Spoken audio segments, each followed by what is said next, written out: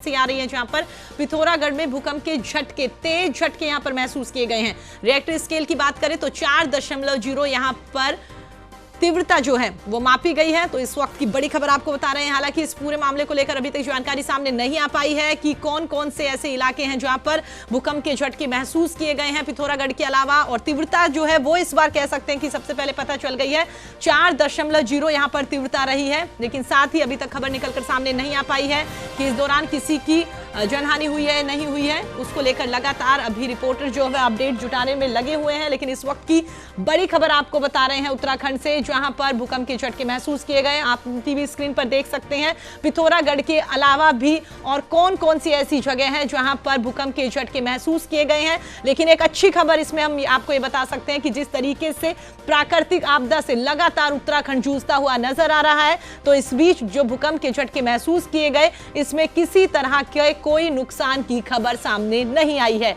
तो कह सकते हैं कि ये एक अच्छा पहलू यहां पर देखने को मिला कि रिएक्टर स्केल पर 0.4 की तीव्रता के साथ जो भूकंप आया, उसके बावजूद भी कोई ऐसी जगह नहीं है जहां पर जनहानि या किसी तरह के नुकसान की कोई खबर सामने आई हो। लेकिन इस वक्त की बड़ी खबर आपको बता रहे हैं उत्तराखंड के पिथौरागढ़ से, जहां पर भूकंप के झटके महसूस किए गए। खबर पर अधिक जानकारी के लिए मेरे सहयोगी प्रदीप हमारे साथ जुड़ गए हैं। जी प्रदीप, जानना चाहेंगे पिथौरागढ़ में भूकंप के झटके महसूस किए गए, इसके अलावा भी बहुत सारी ऐसी जगह हैं जहां पर भूकंप के झटके महसूस किए गए। आपके पास क्या कुछ जानकारी, क्या कुछ अपडेट, लोगों का क्या कुछ रिएक्शन? जी प्रदीप, मैं आपको बताऊं, पिथौरागढ़ जिले के नाचनी, डीडीहाट, अस्कोर, थल, पांगला, जौलजीबी क्षेत्र में अभी से कुछ देर पहले जो है भूकंप के हल्के झटके महसूस किए गए हैं। भूकंप से अभी तक कोई ऐसी जनहानि या कोई नुकसान की कोई सूचना नहीं आई है।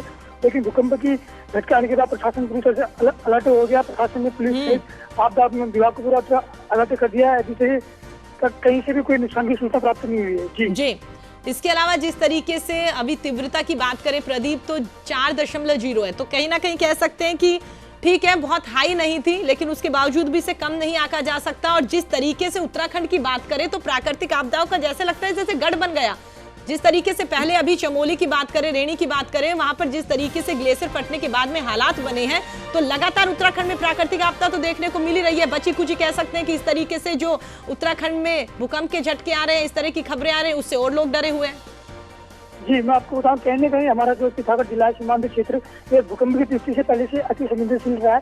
इसमें जो चमोली में जो हादसा हुआ है, जो आपदा आई है, उसके बाद से कहीं ना कहीं इस क्षेत्र के लोग भी डरे हुए हैं, क्योंकि चमोली से लगा हुआ हमारा धाचुला का जो क्षेत्र है वो भी लगा हुआ है। यहाँ पर भी कई जल विद्युत परियोजना धाचुला क्षेत्र में है।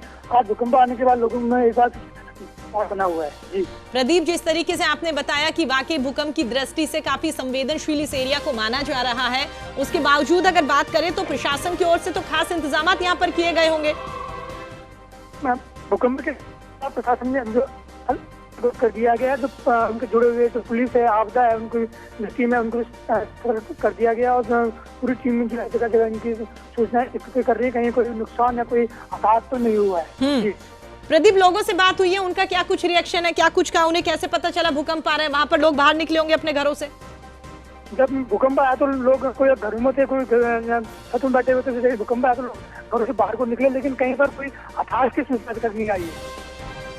चलिए प्रदीप, इस पूरी खबर पर आप अपनी नजर बना के रखिएगा। तमाम दर्शकों को जानकारी देने के लिए आपका बहुत बहुत धन्यवाद। तो आपको बता दें, मेरे सहयोगी प्रदीप हमारे साथ जुड़े हुए थे। जिस तरीके से उन्होंने बताया उत्तराखंड के पिथौरागढ़ में भूकंप के तेज झटके महसूस किए गए।